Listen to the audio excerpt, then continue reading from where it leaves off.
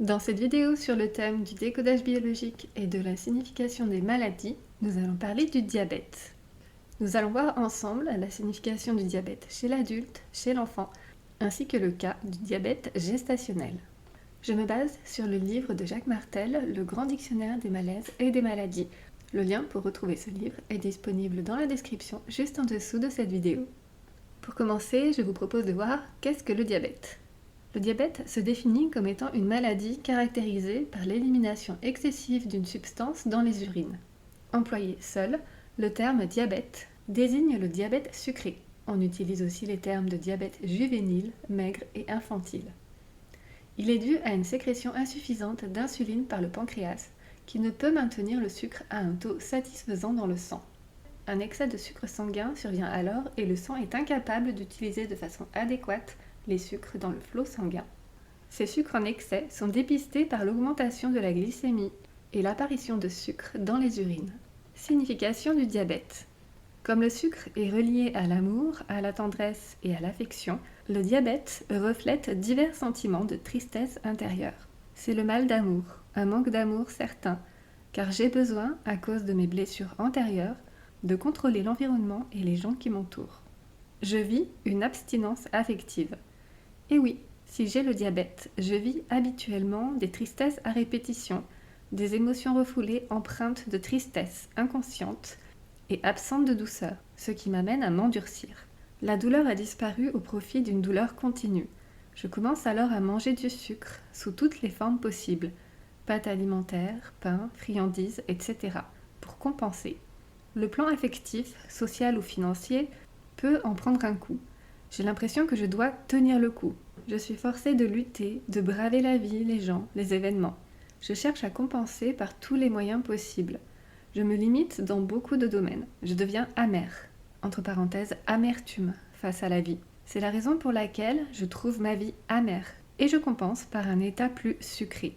Je vis des regrets face à ce qui a été, face à ce qui aurait pu être. Je pense que je ne mérite pas de connaître le bonheur et le plaisir. Comme j'ai de la difficulté à recevoir de l'amour, je me sens étouffée et surchargée, coincée dans une situation incontrôlable et excessive. Cette situation que je n'arrive pas à gérer m'amène à des conduites alimentaires compensatoires et à un surpoids qui vont favoriser l'apparition d'un diabète. J'ai donc un grand besoin d'amour et d'affection, spécialement de mon père, mais je ne sais pas agir et réagir quand je pourrais en recevoir. Je trouve injuste, je doute, ou je n'ai plus confiance en l'autorité qu'on exerce sur moi. Ce peut être celle de mon père, comme celle de mon patron ou de l'être qui représente l'autorité dans ma religion. J'ai de la difficulté à recevoir l'amour des autres et la vie est sans plaisir pour moi. Puisque je n'accepte pas les petites douceurs de la vie, je développe le diabète qui a justement pour conséquence de m'interdire de manger des petites douceurs sucrées comme autrefois. C'est difficile de me laisser aller et d'exprimer l'amour véritable. Je peux même être obligée de ne pas exprimer ouvertement mes émotions de joie, d'amour, de passion, du fait d'un contexte particulier qui m'emprisonne. Mes attentes sont souvent démesurées car je veux que les gens réalisent mes désirs. Ces attentes m'attirent des frustrations, de la colère face à la vie et le repli sur moi. Je vis beaucoup de résistance face à un événement que je veux éviter, mais que je me sens obligée de subir et je refuse de fléchir. Je ne peux pas renoncer comme ça. Par exemple, il peut s'agir d'une séparation, d'un déménagement, d'un examen, etc. Les émotions vécues face à cet événement sont souvent reliées à la perte d'un être cher ou à une solitude profonde qui peuvent même m'amener à vivre du désespoir. Ma famille ou ceux qui la représentent est habituellement impliqué. S'ajoute à cette résistance un sentiment de dégoût, de répugnance, de dédain face à cet événement. Depuis, j'ai de la difficulté, en raison de contraintes de toutes sortes, à retrouver cette douceur dont j'ai tant besoin. Même si le temps passe, le manque et la douleur qui y sont rattachés résistent et persistent. J'ai perdu soit mon meilleur ami, soit mon complice, une des seules personnes à qui je pouvais me confier, qui connaissait tout de moi. Je résiste parce que j'ai peur de quelque chose ou de quelqu'un, et sans m'en rendre compte, j'ai développé une paranoïa face à cela. Consciemment ou non, j'y pense constamment. J'ai l'impression d'avoir à faire face à un adversaire de taille, et je ne sais pas trop qui sera le plus fort.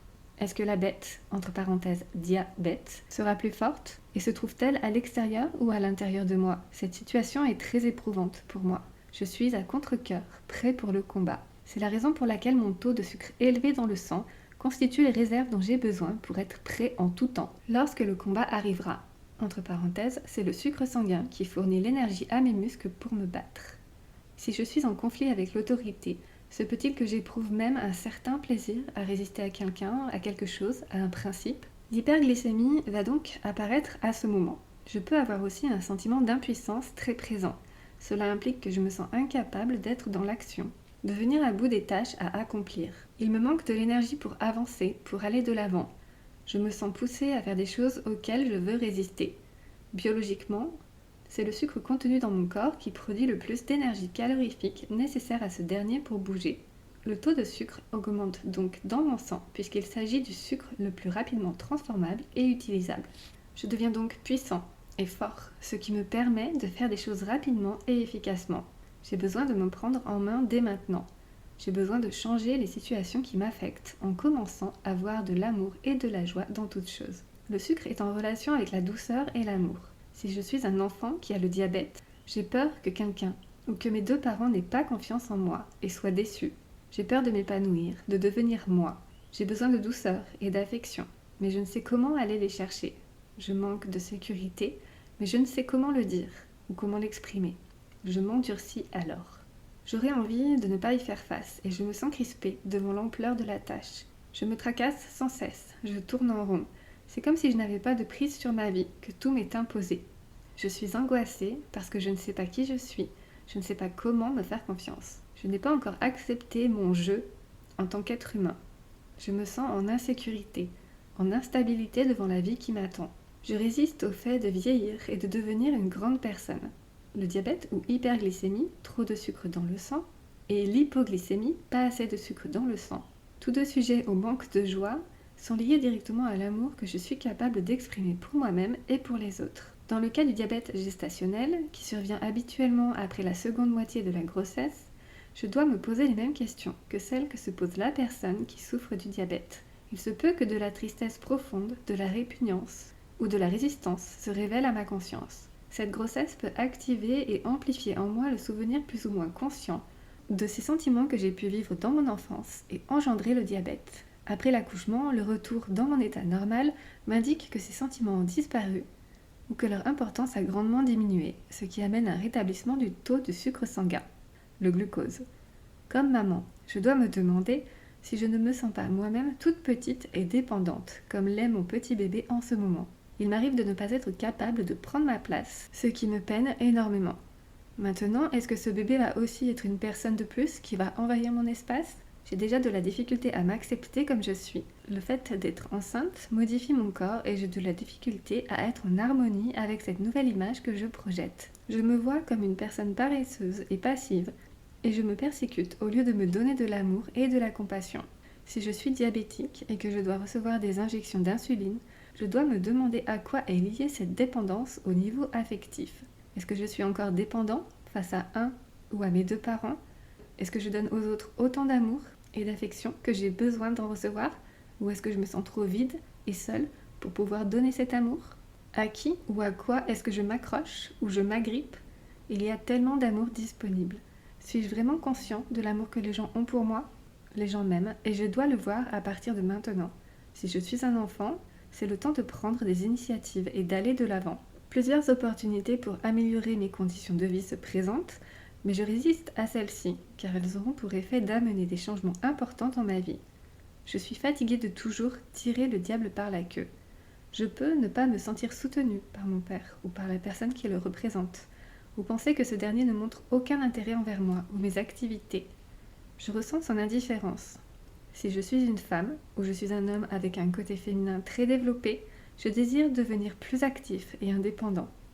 Cependant, je sais que cela va déranger mon entourage et j'ai peur que cela m'éloigne des gens que j'aime.